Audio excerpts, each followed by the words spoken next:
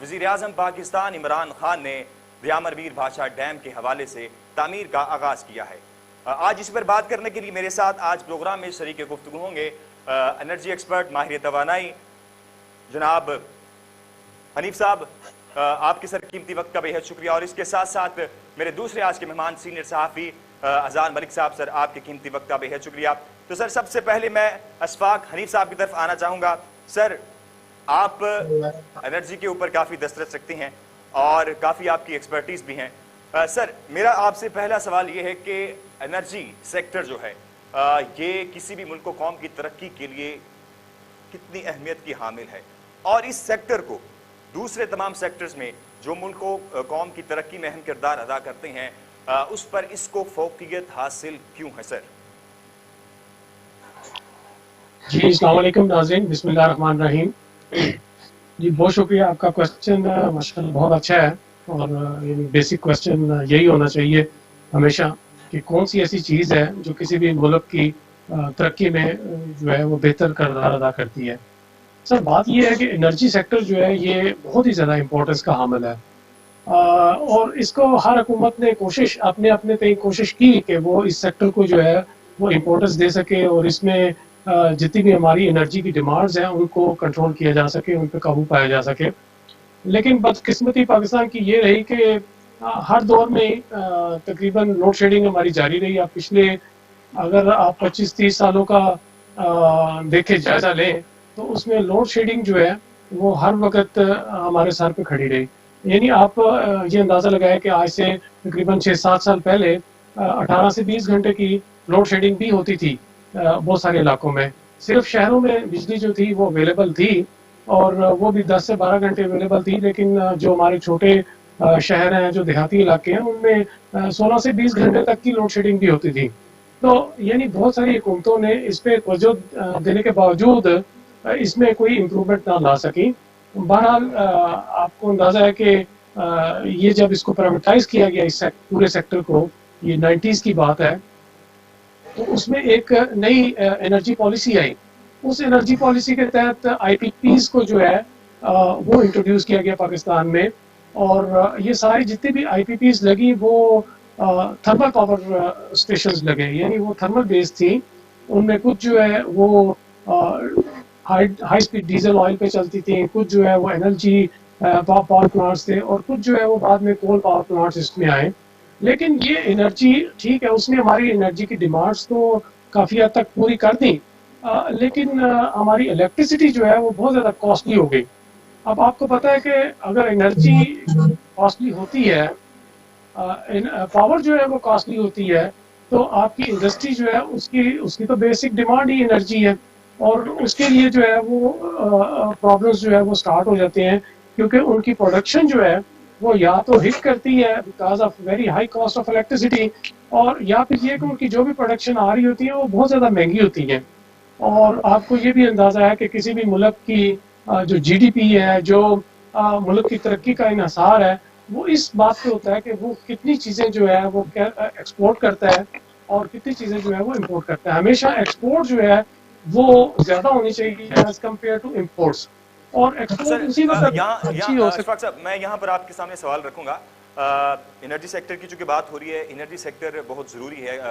कोई भी मुल्क हो माशी तौर पर मुस्तहकम करने के लिए उसको एनर्जी सेक्टर को इन्हांस करना, उसके अंदर इस्लाहात लेके आना, उसको डेवलप करना, ये बहुत ज़रूरी होता है। सर आज की जो डेवलपमेंट है, आज के दिन के हवाले से मैं बात करूँगा। ये जो वज़ीर-ए-आज़म इमरान खान साहब ने डैम के हवाले से ये तो तमीर जो होने जा रही है, आप क्या समझते हैं इससे पाकिस्तान को किस हद तक फ़ायदा होगा और आने वाला जो कल है वो किस तरह आप देख रहे हैं पाकिस्तान को आगे बढ़ता हुआ?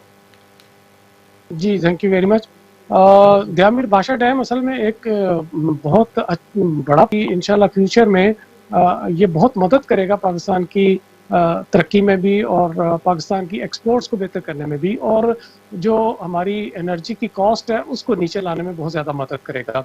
क्योंकि मैं आपको ये बताता चलूँ कि दयामर भाषा डैम जो है ये असल में बहुत पुरानी वफदा की एक स्टडीज़ चल रही हैं। ये 80s में एक्चुअली इसकी इनिशियल स्टडीज स्टार्ट हुई थी और उसके बाद प्रोग्राम भी वापडा का यही था कि विद इन 10 ईयर्स जब ये इस पे स्टडी स्टार्ट हुई, तो विद इन 10 ईयर्स जो है इसकी कंस्ट्रक्शन स्टार्ट होगी। यानी इसकी कंस्ट्रक्शन जो है या तो 90s में स्टार्ट होनी चाहिए थी या 2000 के पहले अशरे में जो है वो स्टार्ट होनी चाहिए थी। लेकिन चूंकि फंडिंग्स अवेलेबल नहीं थी इस डैम के लिए, इस वजह से ये डिले होता रहा।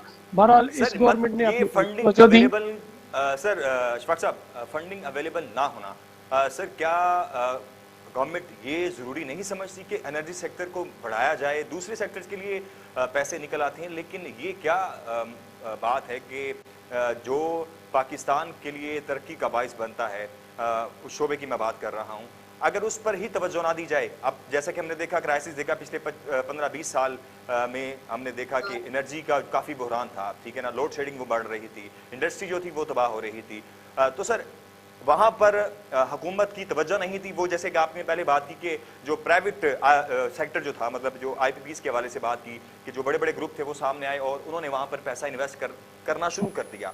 तो सर हुकूमती वो जो लोग हैं, क्या वही नहीं चाह रहे थे कि ये जो सेक्टर है प्राइवेट जो है वो सेक्टर है वो उसको आप बढ़ा रहे हैं और दूसरी जानिब आप गवर्नमेंट को जो सेक्टर है उनको आप नीचे कर रहे हैं? सर ये अपने अपने मफादात की बात थी। सर बिल्कुल सही आप फरमा रहे हैं। ये असल में जितने भी हमारे गवर्नमेंट्स आई हैं उन्होंने शॉर्ट टर्म बेस्ड जो प्रोजेक्ट्स थे उनको ज़्यादा अहमियत दी। असल में होता ये है, जैसे जो हमारे थर्मल बेस्ड पावर प्लांट्स हैं वो तो 1.5 से 2 साल की एज में जो है वो लग जाते हैं, यानी कंस्ट्रक्शन कंप्लीट हो जाती है और उसकी प्रोडक्शन स्टार्ट हो जाती है। और हर गवर्नमेंट की यही कोशिश रही कि उनके अपने दौर में जो है वो जितने ज़्यादा से ज़्यादा पावर प्लांट्स लगा सकते हैं, उनकी इनॉग्रेशन कर सकते हैं तो ज़्यादा अच्छा है। असल में ये बड़े प्रोजेक्ट्स जैसे डैम के प्रोजेक्ट्स जो हैं वे 8 से 9 साल 10 साल तक चलते हैं। तो कोई भी गवर्नमेंट, किसी भी गवर्नमेंट ने उस तरफ तवज्जो नहीं दी, क्योंकि उनको पता था कि अगर ये स्टार्ट करेंगे तो ये अगली कोई गवर्नमेंट आके इसका इफ्तिताह करेगी, वो इसका क्रेडिट ले जाएगी, और इसलिए जो है ना वो इसको जो है वो अपने प्रोग्राम में नहीं रखते थे। तो अल्हम्दुलिल्लाह ये अब हमारी गवर्नमेंट्स को भी समझ आनी शुरू हो गई है। अब ये जैसे 2-3 प्रोजेक्ट्स नए स्टार्ट हो रहे हैं, जिनमें ये जैसे दामिर भाषा डैम है या महमद डैम है और दासू डैम जो है वो ऑलरेडी कंस्ट्रक्शन उसकी स्टार्ट हुई है। तो ये 3 बहुत बड़े प्रोजेक्ट जो है वो स्टार्ट हो रहे हैं। इंशाल्लाह उम्मीद है मैं यहीं से आप की तरफ दोबारा आऊंगा। मैं अजान मलिक साहब आपकी तरफ आना चाहूंगा। सर यामर मीर भाषा डैम से पहले मैं आपके सामने एक बात रखना चाहूंगा और मैं चाहूंगा कि आप उस पर अपना कमेंट जरूर कीजिए। आज चलास के अंदर वज़ीर आज़म पाकिस्तान इमरान खान ने खिताब किया और कहा कि वो कौमें कभी तरक्की नहीं करती जो अपने आने वाले मुस्तकबिल को, आने वाले कल पर नज़र नहीं रखती। जो मुश्किल फैसले करने से कतराती हैं कौमें, वो तरक्की नहीं कर सकती। सर आज इमरान खान बड़े पुरुमीद पुरएतमाद दिखाई दिए, जबकि उनके जो नाकदीन हैं वो आपको चाहता हुआ कह रहे हैं कि वज़ीर आज़म इमरान खान जा रहे हैं। सर क्या कहेंगे इसके बाद? फिर देखिए बहुत अच्छी बात है जी, वो कौमें कभी तरक्की नहीं करती, इसमें कोई दो राय नहीं है। लेकिन मामला ये है कि खान साहब को अगर आप इन 2 सालों में और इससे पिछले जब वो हुकूमत में नहीं थे, जब वो जलसे करते थे लाहौर में, इस्लामाबाद में, पेशावर में, पाकिस्तान के मुख्तलिफ शहरों में जब जलसे करते थे, खान साहब की जो बातें होती थी वो बातें तो हमेशा ही लोगों को इम्प्रेस करती आई हैं। आज की भी जो स्पीच है उसमें आई डोंट थिंक सो कि कोई आउट ऑफ द बॉक्स कोई चीज हुई है। कोई बड़ा ऐलान नहीं किया सिवाय इसके कि ये बादशाह डैम का इन्होंने जो स्टार्ट करने का फैसला कर लिया है। इसके अलावा आई डोंट थिंक सो कि कोई आउट ऑफ द बॉक्स चीज है। और वो कौमें वाकई ही तरक्की नहीं करती, वो उसमें तो कोई दो राय नहीं है। लेकिन आप देखें ना करंटली हम इस वक्त खड़े कहाँ पे हुए हैं। खान साहब का क्लेम था कि वो 50 लाख नौकरियां देंगे। इस वक्त बेरोजगारी एक एक्सट्रीम पर है, उसकी बेशुमार रीजंस हैं, हुकूमत की पॉलिसीज भी हैं और एक तो वबा आ गई। तो खान साहब हमेशा से ही उनकी आदत रही है कि मुखालफीन पे मुद्दे डालने की, कभी किसी पे डाल दिया, कभी नून लीग पे डाल दिया, कभी पीपल्स पार्टी पे डाल दिया सिंध में। तो अभी जो करंट सिचुएशन है, अजान मलिक साहब नौकरियों की भी आपने बात की। वज़ीर आज़म इमरान खान ने बड़े वादे किए, बड़े दावे किए कि हम ये कर देंगे, 1 करोड़ नौकरियां देंगे, 50 लाख घर बनाएंगे। ये तमाम तर वादे उनके अपनी जगह पे। क्या आप नहीं समझते कि जो दयामीर भाषा डैम जो बनने जा रहा है इससे नौकरियां पैदा होंगी, जो इससे मुंसलिक जो इंडस्ट्रीज है, इससे मुंसलिक जो इंडस्ट्रीज है वो चलेंगी। इसके बाद मैं आपके सामने एक और भी बात रखूंगा, ये जो 50 लाख घर बनाने की बात है, इस पर ही खान साहब ने जो कहा है रिसेंटली, आपको याद होगा कि 1 लाख घर के हवाले से उन्होंने कहा कि जो पहले जो 1 लाख घर बनेंगे वहां पर हुकूमत 3 लाख रुपए सब्सिडी भी देगी। तो सर ये तो काम होता दिखाई दे रहा है, अब तो काम शुरू कर दिया गया है ऐलानात में, ऐलानात में अभी तो सर अजहर मलिक साहब अभी तो सिर्फ 2 सालों में है, इब्तदाई इश्क कहर होता है क्या, आगे आगे देखिए होता क्या, इंतजार तो कीजिए कि सर 2 साल। देखें, छोटा बच्चा जब पैदा होता है ना, तो जब वो 2 साल की उम्र में भी नहीं चलना शुरू करता ना, तो माँ बाप को तशवीश होनी शुरू हो जाती है, माँ बाप परेशान होना शुरू हो जाते हैं, ठीक है। तो 2 साल मींस 750 से ज्यादा दिन बनते हैं भाई, ठीक है। और आपका तो प्लान था पहले 90 दिन का, आप तो पहले 90 दिन फोकस था आपका। तो अब तो चले ठीक है, हम भी समझते हैं as a media practitioners, we do understand the concerns as well, हम लोग सारी चीजों को समझते भी हैं। उसके बावजूद भी 90 दिन भी गुजर गए, 190 दिन भी गुजर गए, 390 दिन भी गुजर गए, अब तो 790 दिन भी गुजरने वाले हैं। तो बात यह है कि चीजें आगाज बिल्कुल हो रहे हैं, लेकिन बयानात की हद तक, इम्प्लीमेंटेशन जब होगी तो हम ही खान साहब की फेवर में बात करेंगे। जी जी। अच्छा, अब मैं आता हूं दयामीर भाषा डैम के ऊपर। सर ये जो इफ्तिताह होने जा रहा है, बल्कि हो चुका होगा, तो बल्कि हो गया है, तो ये जो डैम है, ये आप क्या समझते हैं कि मुल्क की मईशत में किस हद तक तकवीत बख्शेगा? ये बिल्कुल बख्शेगा जी, बिल्कुल बख्शेगा। 1400 बिलियन का प्रोजेक्ट है। ये मेरे से क्वेश्चन किया या आपने हनीफ साहब से किया? आप ही से किया।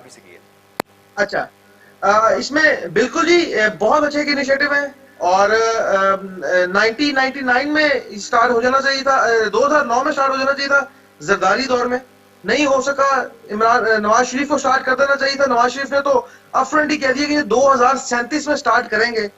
बहुत अच्छा इनिशिएटिव है साबिक चीफ जस्टिस ऑफ पाकिस्तान का, और उसके अलावा इमरान खान का 1400 बिलियन का प्रोजेक्ट है, 10 साल लगेंगे, और बिजली भी सस्ती होगी, नो डाउट। चीजें तो अगर लॉन्ग टर्म देखा जाए तो बहुत अच्छा प्रोजेक्ट है, और पाकिस्तान के लिए जो इस वक्त हम करेंटली जो हम लोग जो, क्योंकि इस वक्त जो आने वाले चंद सालों में जो हमारे लिए जो बहुत बड़ा मसला होगा वो होगा पानी का।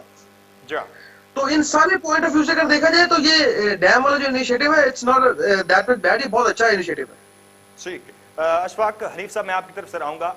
जैसे कभी बात की अज़ान मलिक साहब ने कि आने वाले वक्त में जो है वो पाकिस्तान के लिए अगर सबसे बड़ा जो मसला होगा वो पानी का होगा, और ये हकीकत भी है कि जो कहा जाता है कि जो अब जंगें होंगी वो पानी के ऊपर ही होंगी।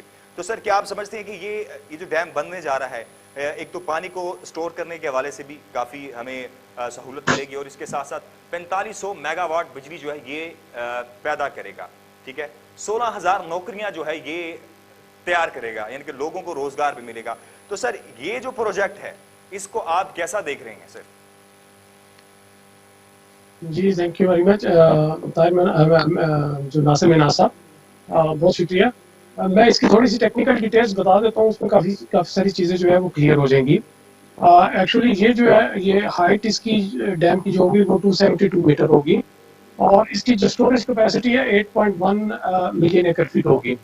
इसके तकरीबन 9 स्पिलवेज गेट्स होंगे, और ये जो है आपको पता ही है इंडस रिवर पे और ये बादशाह के मुकाम पे जो है ये तामीर हो रहा है, दयामीर और बादशाह के दरमियान तामीर हो रहा है इंडस रिवर पे। इसमें जो 2 पावर हाउसेज होंगे, एक लेफ्ट साइड पे होगा और एक राइट साइड पे होगा, और इसमें जो है वो 12 टर्बाइंस जो है वो नस्ब की जाएंगी। Each turbine will have 375 megawatt capacity, और इस तरह टोटल जो है वो 4500 मेगावाट की कैपेसिटी होगी। इस पे जो टोटल कॉस्ट आ रही है वो तकरीबन 1400 बिलियन रुपीस की, या आप कह लें कि ये एक्चुअली 2013 की जो बेस्ड कास्ट है, और हो सकता है इसमें थोड़ा बहुत जो है वो इजाफा हो जाए। अच्छा, इसमें जो है वो हर कोई भी डैम, बड़े डैम जो होते हैं हमारे वो मल्टीपर्पज डैम होते हैं। इसके भी तीन फायदे हैं बड़े। एक तो इरिगेशन है, दूसरा जो है वो फ्लड कंट्रोल है, और तीसरा जो है वो हाइड्रो पावर जनरेशन है। और एक और इसके साथ बहुत बड़ा फायदा है कि ये इसके डाउन स्ट्रीम पे आपको पता है कि तरबेला डैम है, और तरबेला डैम जो है उसकी लाइफ काफी कम होती जा रही है, क्योंकि आपको पता है कि रेजरवायर की कैपेसिटी जो है वो टाइम के साथ जो है वो कम होती रहती है, क्योंकि पीछे से पानी के साथ। अशफाक हनीफ साहब, इसकी जो लोकेशन है इस डैम की, दयामीर भाषा डैम की जो लोकेशन है, ये बड़ी मैटर कर रही है। ये बहुत ज्यादा मैटर इस वजह से भी कर रही है, जैसे मैंने आपको बताया कि ये अपस्ट्रीम है तरबेला के, और ये जितने भी ऊपर से पानी के साथ साथ जो बोल्डर्स आते हैं, जो सैंड आती है, जो सीट आती है, और जो पत्थर वगैरह आते हैं, और वो सीधे रिजर्वायर में जा रहे हैं। For the time it is going towards the Tarbela, और तरबेला का रिजर्वायर जो है वो भरता जा रहा है। और इसके भरने के साथ साथ ये होता है कि वो नीचे एक तय, आप कह लें कि एक तय लगती जाती है मड की और बोल्डर्स की, वो रिजर्वायर कैपेसिटी को कम करती जाती है।